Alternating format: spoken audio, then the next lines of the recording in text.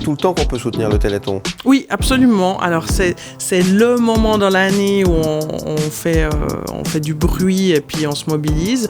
Mais oui, toute l'année, on peut faire un don au Téléthon et on peut aussi s'engager comme bénévole, créer une manifestation. C'est possible. Welcome to Morak World. L'invité du matin. Et ce matin, nous parlons de la 36e édition du Téléthon qui se déroulera les 8 et 9 décembre prochains. Cette année, l'événement marque un tournant en remplaçant sa traditionnelle peluche par un livre pour enfants dont on a parlé déjà il y a quelques semaines ici même sur ce plateau.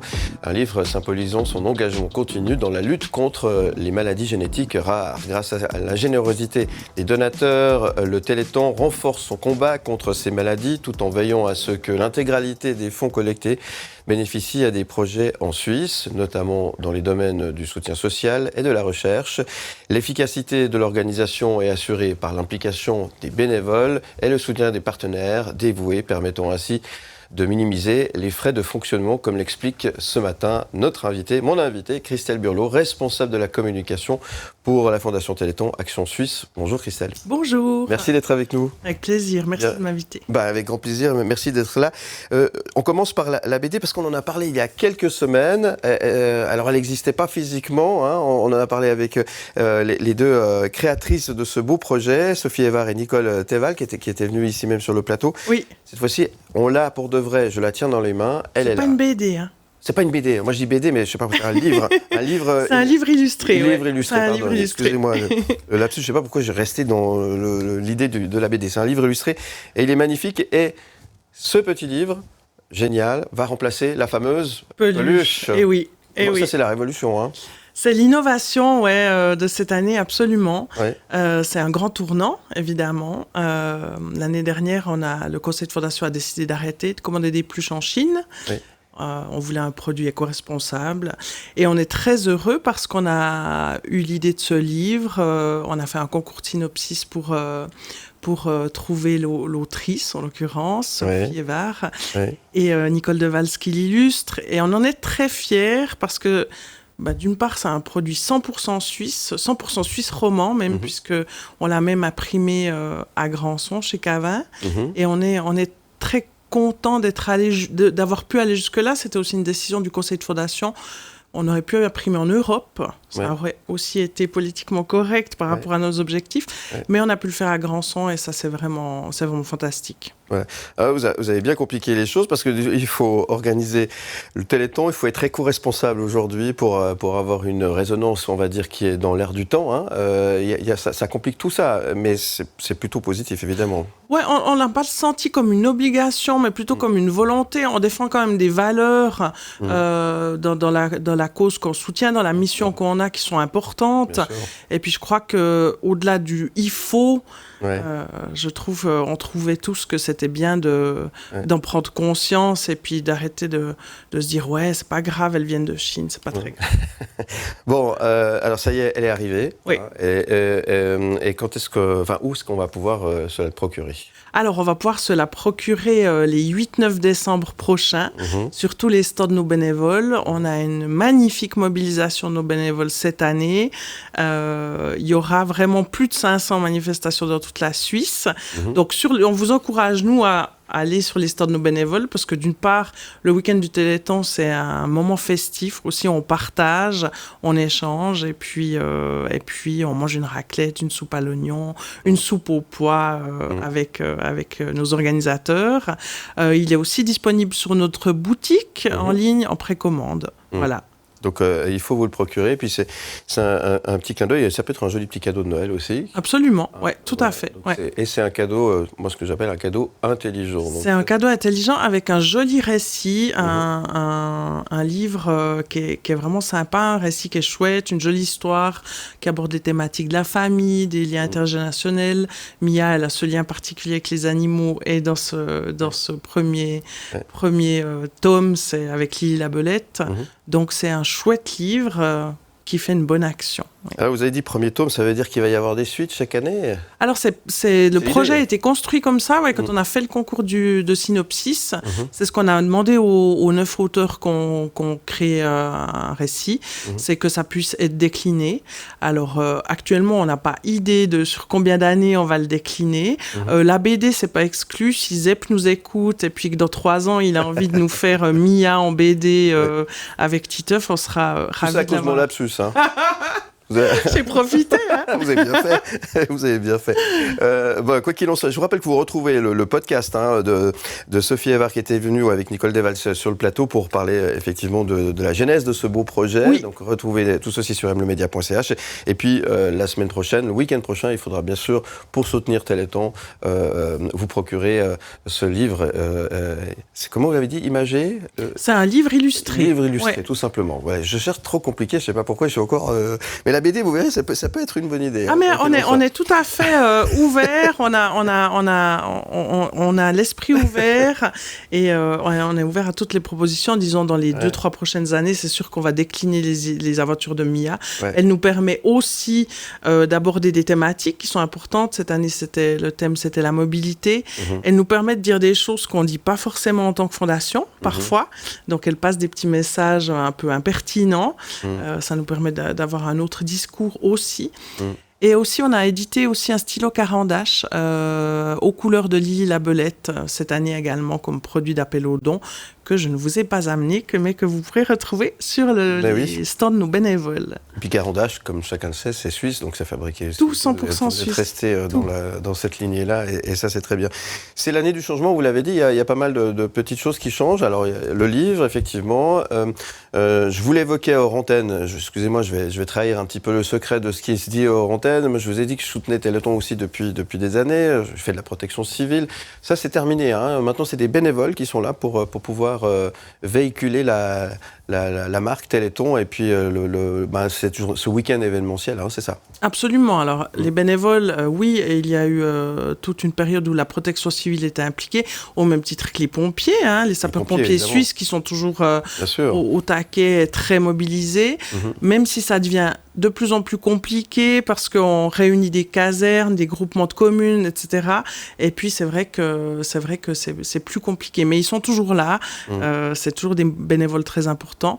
Il y a les jeunesses également, qui sont une des manifestations les plus importantes du Téléthon. Il ne faut pas l'oublier. Oui. Avec le Téléthon des jeunesses qui aura lieu à Botan. Il y a plus de 50 jeunesses qui sont inscrites cette année, qui vont récolter des dons dans leur village. Ça, c'est fantastique. Ouais, non, c'est extraordinaire. Solidarité, ça. Extraordinaire. C'est tellement Et bien. puis, tous les autres bénévoles qui ne sont pas des autres bénévoles, tout le monde est important. Il y a des mamans qui font un stand à la déchetterie depuis maintenant 3 ou 4 ans, je crois. Enfin, ils sont créatifs, très imaginatifs et surtout très motivés. Et sans eux, on ne fait rien. Nous, on est 3 au centre de coordination, donc c'est essentiel pour nous. Merci à eux. Merci à eux. Et encore une fois, on souligne ce matin une deuxième fois l'importance de ces bénévoles, de ces personnes qui aident et qui sont là, bien sûr, pour donner un coup de main. C'est très important, c'est même essentiel pour le bon fonctionnement de ces opérations. Welcome to Morak World. L'invité du matin. Et ce matin, je reçois Christelle Burlot. Merci d'être avec nous, Christelle, pour nous parler de cette 36e édition du Téléthon, les 8 et 9 décembre prochains. On va parler un petit peu du programme, un programme bien chargé pour ce week-end. On a dit, alors il y a beaucoup de bénévoles, il y a les sociétés de jeunesse qui donnent des coups de main pour pouvoir récolter des dons et puis pour pouvoir aussi vendre le bouquin qui cartonne, qui va cartonner. Qui va cartonner, on espère. Ouais. On a tout fait pour ça, en tout cas.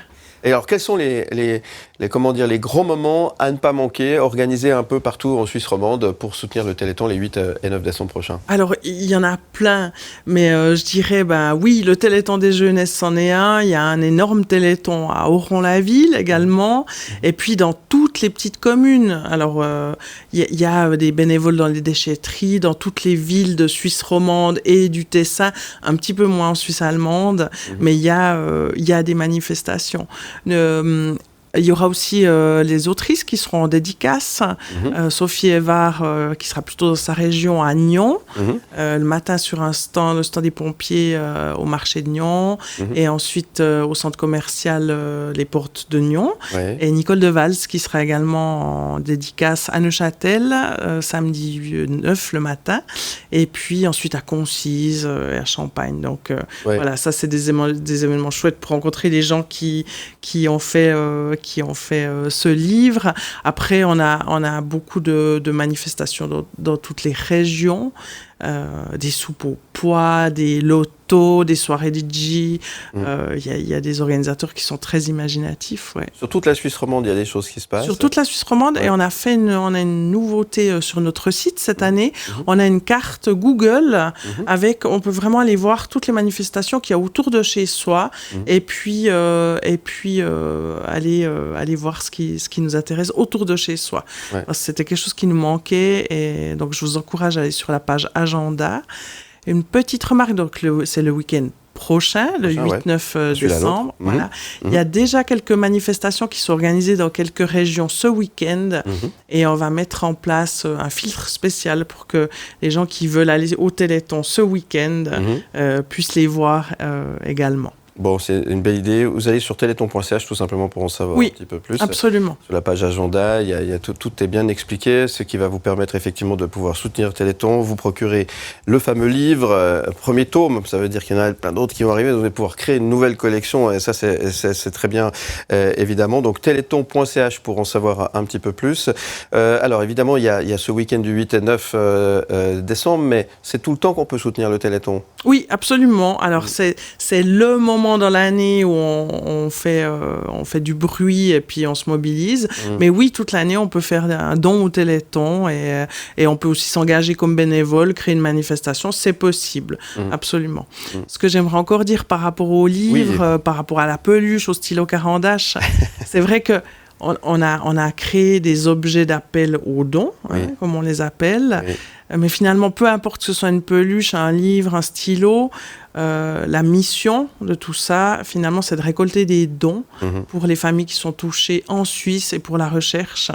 Et c'est vrai que c'est important de garder ça à l'esprit. L'argent, il va vraiment pour aider les familles, pour le soutien social et pour la recherche en Suisse. Voilà, ça c'est important de le préciser. On l'avait dit en introduction, mais ça c'est vraiment très important. Vous assurez le suivi aussi, vous gardez un œil attentif à ce qui est organisé et ce qui est fait autour des dons qui ont été versés, évidemment. Alors nous, on a été créé par 3 associations. On a été fondé pour ça. On fait que ce qu'on appelle du fundraising par la SRIM, l'association suisse romande d'intervenants pour les maladies neuromusculaires, son pendant au Tessin, la MGR, et puis la Fédération suisse de recherche sur les maladies neuromusculaires. Donc on verse la majorité de nos dons à ces associations. Elles font partie de notre conseil de fondation. Enfin, les liens sont très étroits, et on sait où ça va, et on sait à quel point c'est important. Pardon de vous poser cette question, mais c'est important. Tout à l'heure, on recevait une autre association, Zoé for Life. Beaucoup d'associations aujourd'hui font des recherches de dons, appellent aux dons, font des appels aux dons. C'est pas de plus en plus compliqué, finalement, de récolter aujourd'hui des fonds? Oui, c'est de plus en plus compliqué. On en parlait en backstage avec Nathalie de Zoé for Life. Oui, ça devient de plus en plus compliqué. Toutes les causes sont absolument fantastiques et puis ont du sens. Je veux dire, on ne peut pas dire que les maladies neuromusculaires, c'est plus important que le cancer de l'enfant. Il y a tout un tas d'autres causes, déjà en Suisse, mais partout dans le monde, à soutenir. Donc c'est clair que oui, c'est de plus en plus compliqué. Et le porte-monnaie des donateurs, il n'est pas en train de s'agrandir. L'année passée, on avait toujours autant de donateurs, beaucoup de public sur les manifestations, mais on a constaté une baisse de recettes de 30%. Et ça, c'est la réalité. Et je pense et on partageait ça avec l'association Zoé for Life.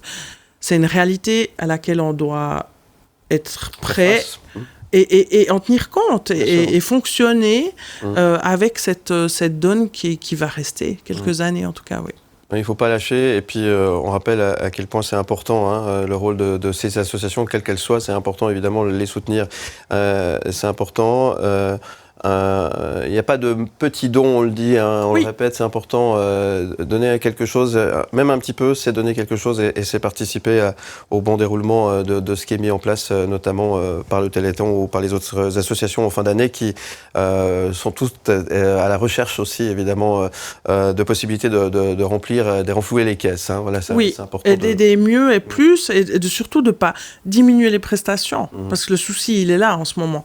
C'est pouvoir soutenir toujours autant de chercheurs et apporter le soutien nécessaire pour les familles touchées. Ouais. En tout cas, bravo pour ce que vous faites. Merci Christelle Burlot d'être venue ce matin. On rappelle les 8 et 9 décembre prochains. Vous avez toutes les infos sur téléthon.ch avec le programme complet de ce qui est organisé partout en Suisse romande. Un petit clin d'œil aussi. On a fait un clin d'œil pour les bénévoles tout à l'heure. On fait aussi un clin d'œil pour les bénévoles du Téléthon parce que sans eux, impossible. Hein. Sans eux, il n'y a rien. Sans eux, nous, on ne fait rien. Il n'y a pas d'argent pour les familles touchées. C'est très important. Un immense merci pour leur présence, leur créativité et leur inventivité. Merci beaucoup. Merci à vous et bravo pour ce que vous faites. Et n'oubliez pas, il faut vous procurer absolument le bouquin du Téléthon. C'est Mia, Lily la belette perdue. Et je vous rappelle que vous retrouvez le podcast de j'ai oublié son nom, Sophie Evard et Nicole Devals elles étaient venues sur le plateau pour nous parler de la BD. Et puis vous retrouverez également le podcast de ce rendez-vous avec vous, Christelle Burlot, sur le site mlemedia.ch. Plein succès, à très bientôt. Merci beaucoup, et merci à bientôt. d'être venu ce matin. Merci beaucoup.